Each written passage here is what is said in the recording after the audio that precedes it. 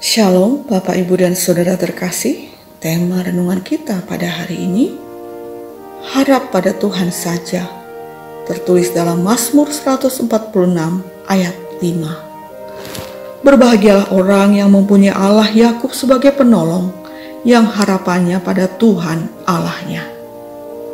Siasat licik Pati Sengkuni tidak pernah berhenti sebelum Pandawa sirna dari muka bumi.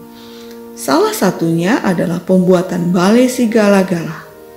Setelah Pandawa mengalahkan bahkan membunuh Prabu Jalasenggara dari kerajaan Pringgala yang berniat menjajah Hastina, maka dengan licik Sengkuni dan para Korawa menyambut kemenangan Pandawa dengan menggelar pesta di sebuah tempat yang sudah dipersiapkan.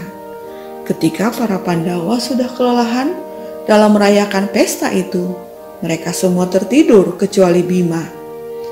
Ketika melihat hal itu, Sengkuni memberi sanepa agar para Korawa membakar tempat itu yang memang terbuat dari bahan-bahan mudah terbakar. Kaget melihat kobaran api itu, Puntadewa langsung berdoa kepada Sang Hyang Widi, mohon pertolongan. Sementara dengan sigap Bima menggendong keempat saudaranya dan ibunya. Di saat yang sama, muncullah seekor landak putih jelmaan Resi Gunabantala yang menuntun mereka menemukan sebuah lorong bawah tanah yang membawa para Pandawa lolos dari bahaya maut. Kelima orang Pandawa ini adalah sosok yang kuat bertapa dan selalu berserah kepada ketetapan ilahi, sehingga mereka selalu memperoleh pertolongannya. Bagi setiap orang yang selalu menaruh harapannya kepada Tuhan, mereka tidak akan pernah kecewa, karena pertolongan Tuhan tepat pada waktunya, seperti para Pandawa dalam tragedi balai si Gala-Gala itu. Selain itu, satu tragedi nyata adalah seorang instruktur, pilot dan siswanya dalam sebuah sesi penerbangan kedua. Pesawat latihnya menabrak tebing gunung dan keduanya terbakar hebat. Namun, mereka tetap selamat dan kini dengan kondisi bekas luka bakar di sekujur tubuh mereka menjadi penolong bagi orang-orang yang mengalami keterpurukan hidup.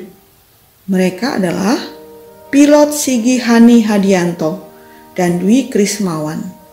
Kecelakaannya sendiri terjadi pada 28 Januari 1997. Sigit sang instruktur dan Dwi sang siswa.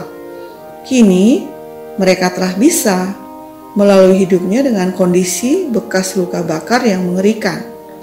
Tentu awalnya mereka sulit menerima keadaan dengan luka bakar yang 50% dengan grade 2 dan 3. Bahkan Dwi pernah meminta disuntik mati saja karena hilang pengharapan. Namun lambat laun Dwi bisa menerima situasi itu dan kini bahkan ia mendirikan sebuah yayasan untuk menolong anak-anak korban kekerasan yang tersangkut perkara hukum. Berserah kepada Tuhan membuat Dwi Krismawan menemukan jalan lain untuknya berkarya dan berguna bagi sesama.